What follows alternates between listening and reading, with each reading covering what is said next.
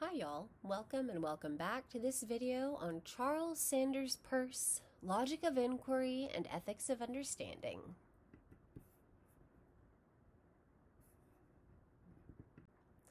When we talk about American pragmatism, we often begin with Charles Sanders Peirce, the philosopher who first gave the movement its intellectual foundation. Peirce was a scientist, mathematician, and logician who believed that philosophy should be as rigorous as science, clear, systematic, and grounded in experience. Yet beneath his logical precision lies something deeply humane, a recognition that while reality exists independently of us, our understanding of it is shaped by our limited subjective perspectives. This idea carries an ethical lesson. Because none of us sees the whole truth, we must approach knowledge and one another with empathy and humility. Peirce lived during a time of enormous scientific and social change. Born in 1839, he was the son of a Harvard mathematician and grew up immersed in an age fascinated by progress, experiment, and discovery. He worked as a scientist for the U.S. Coast Survey, studied logic and mathematics, and absorbed the empirical spirit of the 19th century. But Peirce wasn't satisfied with applying the scientific method to nature alone. He wanted to apply it to thinking itself.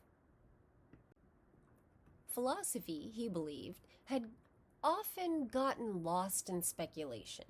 To move forward, it needed a method of inquiry that tested ideas by their practical consequences, just as science tests hypotheses against experience. This conviction led to one of Peirce's most famous contributions, the pragmatic maxim. In his 1878 essay, How to Make Our Ideas Clear, Peirce proposed that the meaning of a concept lies in its practical effects. Consider what effects that might conceivably have practical bearings we conceive the object of our conception to have. Then our conception of these effects is the whole of our conception of the object. In simpler terms, an idea's meaning is found not in abstract definition, but in what difference it makes in real life.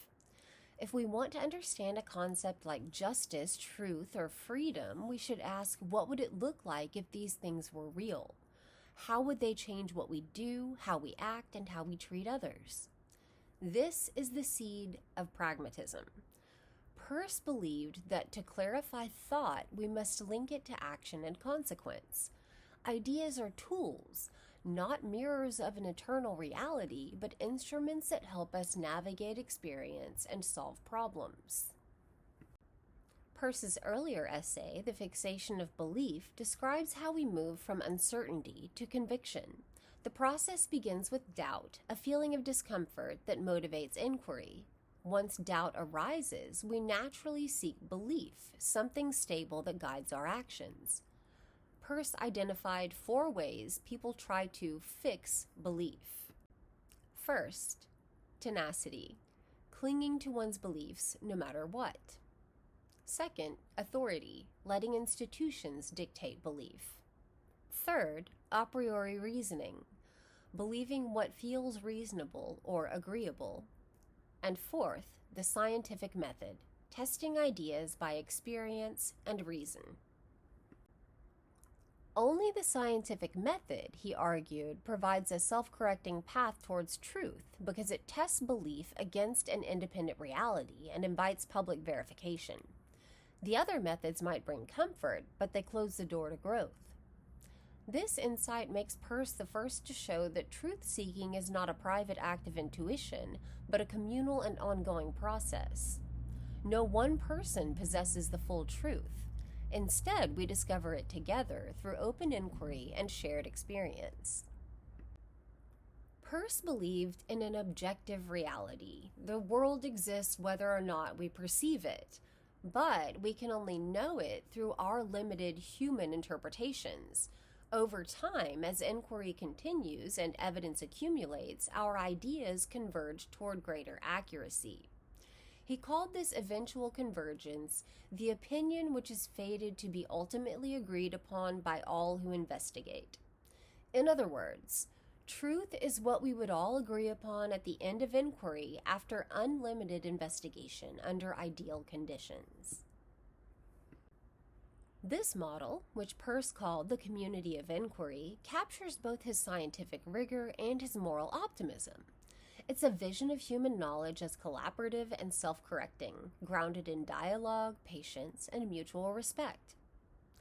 If reality is objective, but our understanding of it is partial, then no one can claim absolute certainty.